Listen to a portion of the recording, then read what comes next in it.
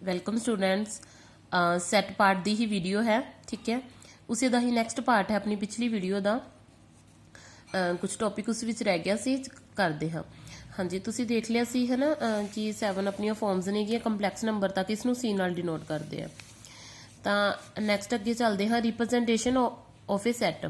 Set नूं represent करन दी अपने कोल 2 फॉर्म्स होंदियां ने, 2 मैथड्स ने बच्चे इसनूं रिप्रजेंट करन दे, ठीक है। ਕਿਹੜੇ ਆ ਪੜ੍ਹਦੇ ਆ, ਰੋਸਟਰ ਫਾਰਮ ਜਾਂ ਫਿਰ ਉਸਨੂੰ ਕੀ ਬੋਲਦੇ ਆ, ਟੈਬੂਲੇਸ਼ਨ ਫਾਰਮ। ਟੈਬੂਲੇਸ਼ਨ ਤੁਸੀਂ ਟੇਬਲ ਤੋਂ ਯਾਦ ਰੱਖ ਸਕਦੇ ਹੋ, ਠੀਕ ਹੈ।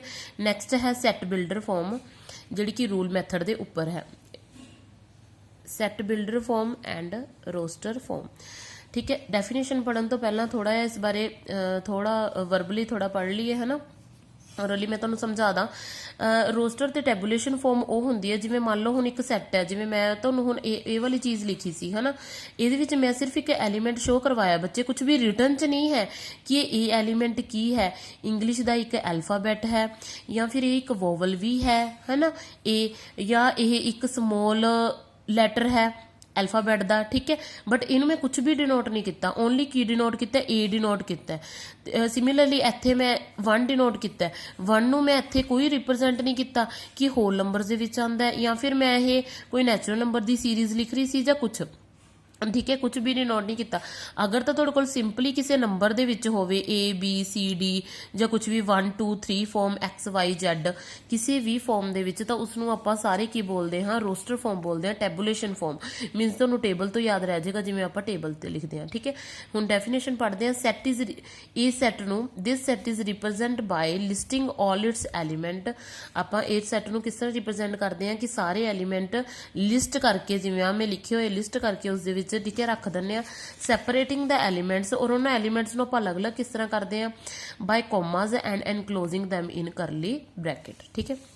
सेम एज इट इज़ जिस तरह मैं तुहाडे कोल आ वाली फॉर्म लिखी हुई है 1 2 3 4, की कह रहे हैं, कहते कि इहनूं टेबल की फॉर्म दे विच कहंदे लिस्टिंग सारे एलीमेंट्स नूं इक्को ही जो है सीक्वेंस दे विच चला के रख के, चाहे वह असेंडिंग च है, चाहे डिसेंडिंग च है, चाहे वह नैचुरल नंबर ने, चाहे इंटीजर्स है, या फिर वो अदर कुछ होर भी कोई प्राइम नंबर जिस तरह मैं लै ले, होल नंबर लै ले, ठीक है।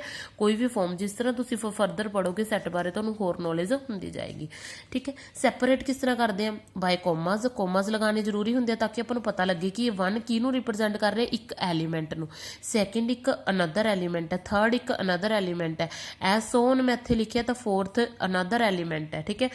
एंड उन्होंने एनक्लोज्ड किहदे नाल करदे हैं, एक करली ब्रैकेट्स नाल, ठीक है। क्लीयर, टैबूलेशन फॉर्म क्लीयर होगी। एग्जाम्पल भी मैं तुहानूं करके दिखाऊंगी, एक बार आप डेफिनेशन नूं समझ लीए, रीड कर लीए। Set builder form on rule method. Rule method क्यों कहते हैं इसनूं, क्योंकि इस दे विच एक प्रॉपर रूल, जिस तरह हुण मैं तुहानूं लिखता कि ABCD ये की है, हुण मैनूं ये रिप्रजेंट करने पैणगे। This set is represent by the specific common property of the elements. Means मैं हुण तुहानूं इस विच सिर्फ ए नहीं लिखूंगी कि ABCD, ये तो की हो गया, तो रोस्टर फॉर्म होगी।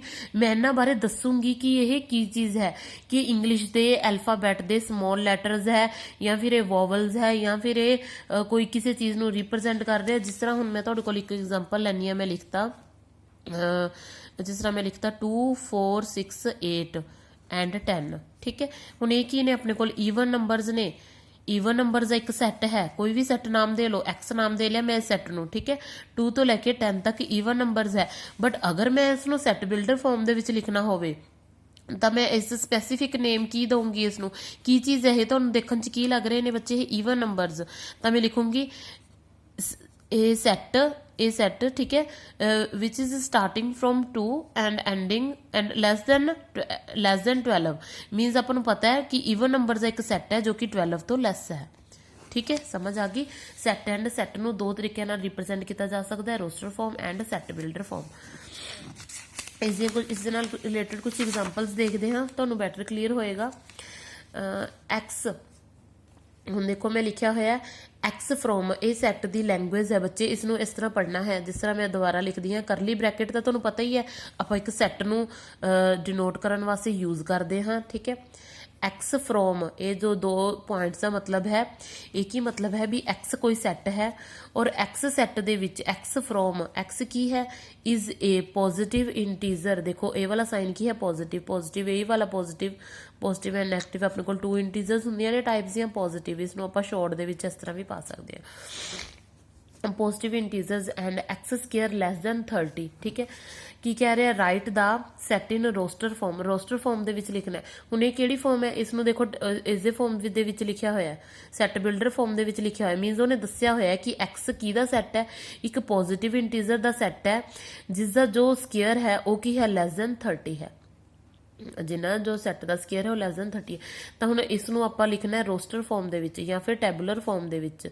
ਤਾਂ ਕਿਸ ਤਰ੍ਹਾਂ ਲਿਖੋਗੇ, सब तो पहला तो X is positive integer, positive integer किहड़े-किहड़े हुंदे आ, 1 तो स्टार्ट हुंदे आ, 1 2 3 4 5 6 अप टू 100 होन। तो हुण इन्हां दा स्केयरिंग करिए, 1 दा स्केयर कीता, 2 दा स्केयर कीता, 3 दा स्केयर कीता, 4 दा स्केयर कीता, 5 दा स्केयर कीता, है ना, 6 दा स्केयर कीता, अप टू 100 होन अगे भी कर लो। तो कितना आ गया 1, ਇਹਦਾ आ गया 4, ਇਹਦਾ आ गया 9 एंड 16 एंड 25 एंड 36। ਹੁਣ ਐਜ਼ ਸੋ ਔਨ, ਬਟ ਆਪਾਂ ਨੇ ਕੀ ਹੈ ਕਿੱਥੋਂ ਤੱਕ ਇਸ ਨੂੰ ਚਲਾਉਂਦੇ ਨਹੀਂ ਜਾਣਾ, ਉਹਨੇ ਕਿਹਾ ਕਿ ਕਹਿੰਦੇ ਸੈੱਟ ਨੂੰ ਖਤਮ ਵੀ ਕਰਨਾ ਹੈ।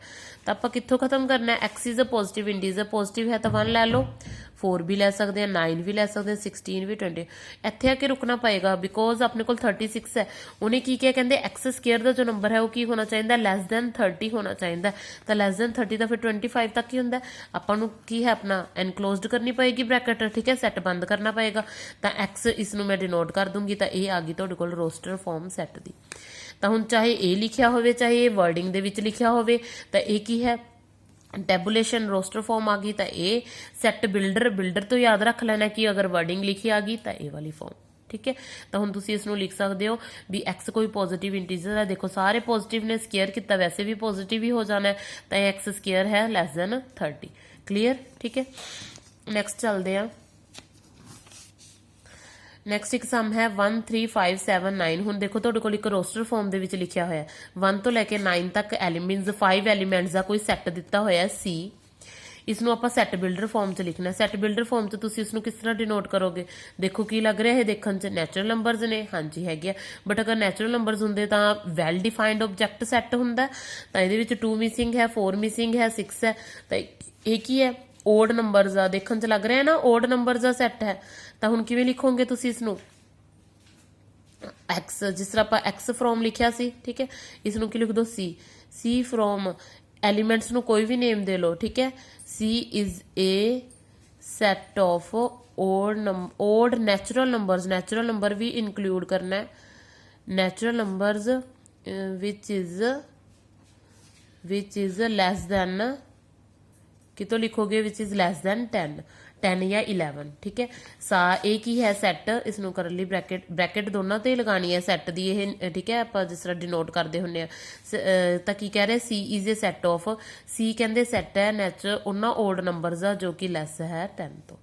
Clear, set builder and roster form ਸਮਝ ਆ ਗਿਆ, ਠੀਕ ਹੈ। ਪਿਛਲੀ ਵੀਡੀਓ ਦਾ ਹੀ ਪਾਰਟ ਹੈ, ਤਾਂ ਇਸ ਨੂੰ ਕਰ ਲੈਣਾ ਬੱਚੇ।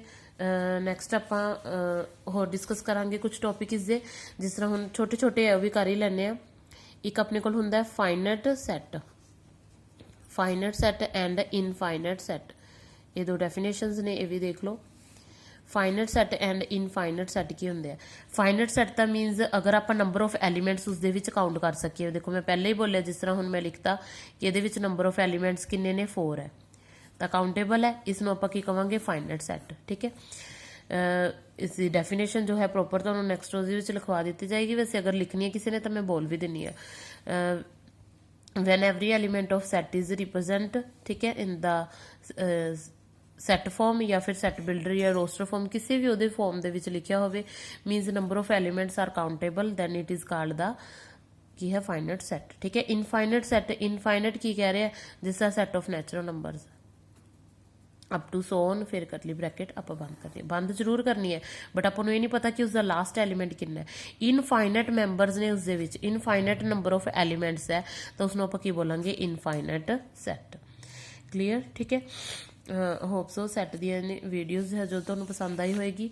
ਸੋ ਚੈਨਲ ਨੂੰ ਸਬਸਕ੍ਰਾਈਬ ਕਰੋ ਜੋ ਨਿਊ ਨੇ, ਐਂਡ ਬੈਲ ਆਈਕਨ ਨੂੰ ਪ੍ਰੈਸ ਕਰੋ ਤਾਂ ਕਿ ਨਿਊ ਵੀਡੀਓ ਦੀ ਨੋਟੀਫਿਕੇਸ਼ਨ ਤੁਹਾਨੂੰ ਮਿਲਦੀ ਰਹੇ, ਠੀਕ ਹੈ, regular time to time. So video ਪਸੰਦ ਆ ਰਹੀ ਹੈ ਤਾਂ ਆਪਣੇ ਫਰੈਂਡਸ ਨਾਲ ਸ਼ੇਅਰ ਕਰੋ ਐਂਡ ਲਾਈਕ ਕਰੋ। Thank you.